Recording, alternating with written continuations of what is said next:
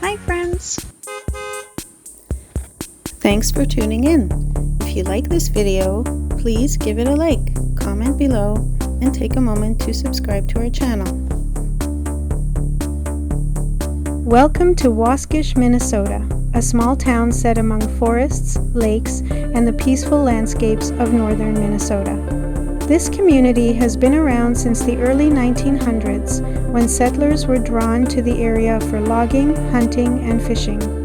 The town's name comes from the Ojibwe word, which means deer, reflecting the wildlife that has long been part of the region. Life in Waskish has always been closely tied to the outdoors, with fishing, hunting, and boating being popular pastimes for residents and visitors alike. The nearby lakes and rivers made it an important spot for both transportation and recreation in its early days. Whether you're fishing, exploring the woods, or just enjoying the peaceful scenery, Waskish offers a true taste of northern Minnesota life. Thank you for joining us on this tour of Waskish, Minnesota.